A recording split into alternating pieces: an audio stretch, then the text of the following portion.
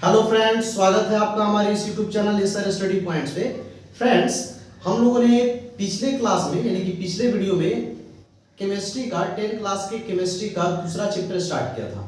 दूसरे चैप्टर में हम लोगों ने अम्ल और क्षार के पहचान वगैरह को जाने थे, ये क्या होते हैं। इसके साथ साथ हम लोग ये भी जाने थे कि सूचक क्या होता है, कितने प्रकार का होता है वगैरह, ये सारी चीज को हम लोगों ने जान लिया था। तो फ्रेंड्स, आगे की वीडियो में हम लोगों को क्या जानना है, आइए हम लोग देखते हैं। चलिए तो हम लोग देखते हैं पिछले क्लास में जो हम लोग पढ़े थे उसके आगे क्या है। पिछले क्लास में हम लोग ने सूचक के बारे में पढ़ा था। सूचक के बारे में हम लोग बताए थे कि सूचक दो तरह का होता है, एक होता है आपका रंगीय सूचक और दूसरा होता है गंधीय सूचक। देखिए, रंगीय सूचक क्या होता है, रंग परिवर्तन के द्वारा किसी पदार्थ की अम्लीय और क्षारीय होने की सूचना देता है। लेकिन गंधीय सूचक जो होता है वो गंध परिवर्तन के द्वारा किसी पदार्थ के अम्लीय या क्षारीय होने की सूचना देता है। अब देखिए, जैसे मान लीजिए कि अगर अम्ल और क्षार की पहचान करनी हो और किसी अंधे व्यक्ति से पूछा जाए कि चलिए बताइए कि कौन अम्ल है और कौन क्षार है, तो रंग परिवर्तन को तो वो नहीं देख पाएगा।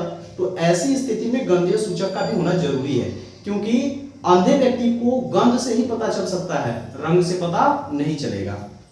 तो आइए हम लोग देखते हैं कि कौन कौन से रंगीय सूचक हैं, वो किस किस रंग के होते हैं और कैसे वो अपना रंग परिवर्तन करते हैं। ठीक है ना। तो देखते हैं हम लोग। जैसे पहला है, आप लोगों को सूचक के बारे में जो बताया थे, तो सूचक का नाम भी आप लोग बताए थे, जैसे लिटमस पत्र, मेथिल ऑरेंज, फिनोल्फ्थेलिन, ऐसे करके। ठीक है ना। तो देखिए, पहला है आपका लिटमस पत्र। लिटमस पत्र बताया थे कि इसका वास्तविक रंग बैंगनी होता है, लेकिन इसका वास्तविक रंग, देखिए लिटमस का वास्तविक रंग बैंगनी होता है, ये बात को खूब ध्यान से सुन लीजिएगा।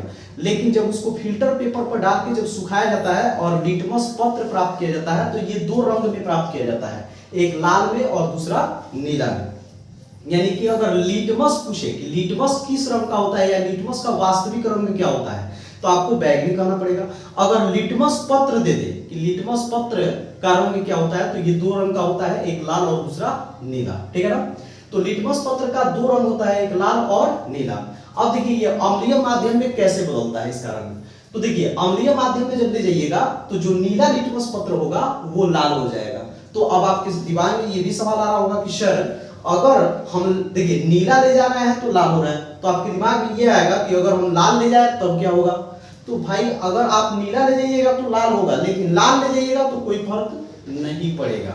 ये केवल नीला को क्या करता है, लाल, यानी अम्ल जो है वो नीले लिटमस पत्र को लाल कर देता है। ठीक उसी प्रकार ये क्षार जो है, मतलब अगर क्षारीय पदार्थ में अगर आप लिटमस पत्र को डालते हैं तो लाल लिटमस पत्र कैसा हो जाएगा, नीला हो जाएगा। तो फिर आपके मन में वही सवाल कि अगर हम नीला लिटमस पत्र ले जाए तो क्या होगा क्षारीय में, तो आप कहिएगा कोई परिवर्तन नहीं। देखिए, गौर से बात को ध्यान से समझ लीजिए, है क्या, अगर आप अम्लीय माध्यम में जाइएगा तो अम्ल जो है नीले लिटमस पत्र को लाल कर सकता है, लेकिन लाल लिटमस पत्र को अगर आप ले जाइएगा तो ये कुछ नहीं देगा, सेम वैसे ही रह जाएगा, उसके रंग में परिवर्तन नहीं होगा।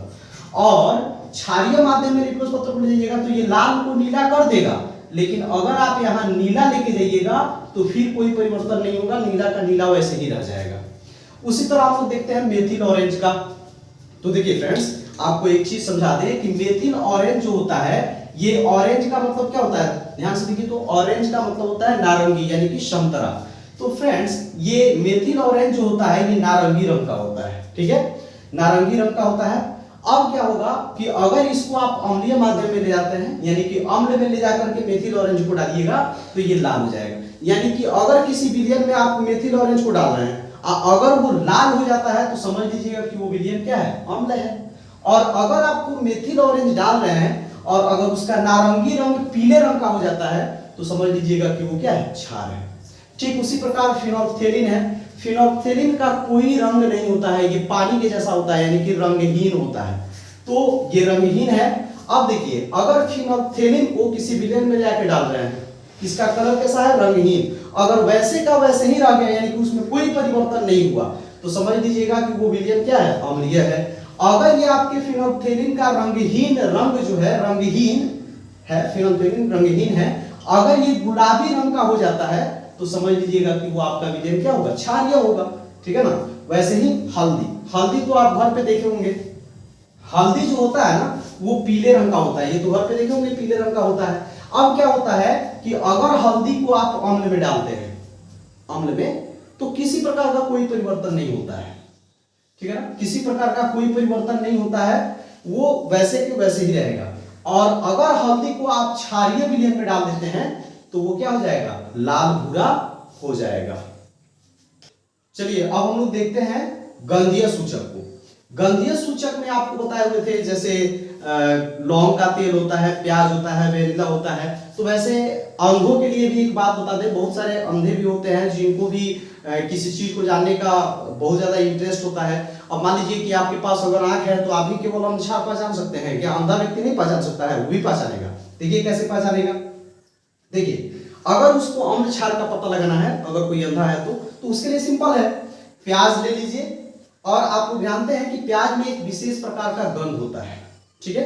अब आपको क्या करना है कि अगर प्याज को अम्ल में डालिएगा, जैसे मान लीजिए कि आपको पता नहीं है कि कौन सा विलयन अम्ल है कौन क्षार है, कुछ भी पता नहीं है, आप प्याज ले लीजिए और उसको किसी विलयन में डाल दीजिए, कोई विलयन जिसको चेक करना है उस विलयन में डाल दीजिए। अगर प्याज का गंध वैसा ही का वैसा ही है, मतलब वैसा ही का वैसा ही है जैसे पहले गंध था वैसे ही आज अभी भी गंध है उसमें डालने के बाद, तो समझ लीजिएगा कि वो अम्ल है। क्योंकि फ्रेंड्स अम्लीय माध्यम में प्याज का गंध जो है नहीं बदलता है, ठीक है ना, नहीं बदलता है। जैसे आप लोग नींबू खाते हैं, नींबू खट्टा होता है यानी कि अम्ल होता है, क्या नींबू का रस अगर प्याज पे डाल दिया जाए तो कोई फर्क पड़ेगा? नहीं पड़ेगा, आप डाल के चेक करिएगा, ठीक है ना। अब देखिए क्षारीय माध्यम में हम लोग आते हैं, अगर यही प्याज के ऊपर अगर कोई क्षार चीज डाल दिया जाए तो उसका जो प्याज का पहले वाला गंध था वो गंध अब समाप्त हो जाएगा, ठीक है ना। तो ऐसे भी हम लोग जांच कर सकते हैं। या फिर एक और चीज देख लीजिए, जैसे यहाँ पे लौंग का तेल अगर मिल जाए आपको तो इस पर भी चेक कर सकते हैं। ये लौंग का जो तेल होता है इसका देखिए लौंग के पास भी एक विशेष प्रकार का गंध होता है, आप लौंग को देखे होंगे।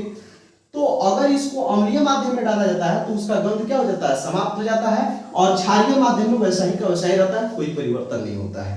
तो आज मतलब अभी हमने इसमें क्या सीखा, देखिए पिछले वीडियो में हम लोगों ने अम्ल भस्म के बारे में जाना था, साथ ही साथ सूचक के बारे में जाना था। अब वो सूचक कौन कौन से हैं, कैसे काम करते हैं, ये सारा चीज मैंने आपको यहाँ पे दिखा दिया। आप इसका स्क्रीनशॉट ले लीजिए, हम लोग आगे बढ़ेंगे। चलिए अब हम लोग देख लेते हैं कि कौन कौन से मतलब कुछ इंपॉर्टेंट पदार्थ लिए गए हैं, उनमें कौन कौन से अम्ल उपस्थित हैं उनको जान लिया जाए, जो लगभग हर एग्जाम में पूछा जाता है, ठीक है ना। तो ये आपके लिए बहुत ही इंपॉर्टेंट होने वाला है, इसका भी स्क्रीनशॉट लेके आप इसको याद कर लीजिएगा। तो देख लेते हैं हम लोग। पहला है आपका संतरा या नींबू का रस, मतलब संतरा और नींबू के रस में जो होता है वो सिट्रिक अम्ल होता है, ठीक है ना।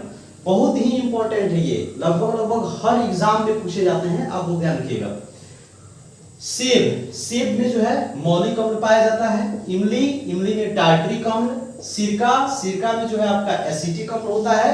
ठीक वैसे ही आपका दही है, दही में लैक्टिक अम्ल आता है, टमाटर में आता है ऑक्सैलिक अम्ल, फिर अमाशय रस, इसमें जो है आपको हाइड्रोक्लोरिक अम्ल मिल जाएगा। फिर चाय में जो है आपको टैनिक अम्ल मिल जाएगा। विटामिन सी में आपको एस्कॉर्बिक अम्ल मिल जाएगा, और लाल चींटी में आपको फॉर्मिक अम्ल मिल जाएगा।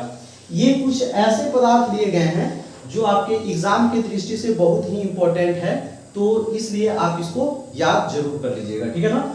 बाकी का नेक्स्ट वीडियो में आपको मिलेगा। अगर इस चैनल पे नए हैं तो इस चैनल को सब्सक्राइब कर लीजिए, ठीक है ना। अगर वीडियो पसंद आई हो तो शेयर जरूर कीजिएगा। मिलते हैं नेक्स्ट वीडियो में।